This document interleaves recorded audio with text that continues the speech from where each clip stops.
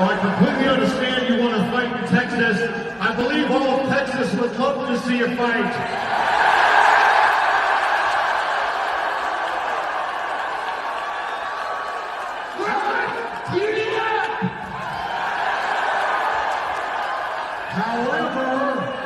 However, I will repeat, per WWE management, there will be no fight tonight.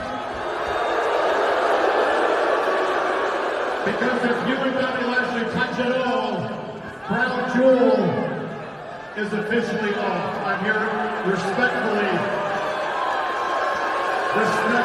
sir, to ask you to please leave the ring.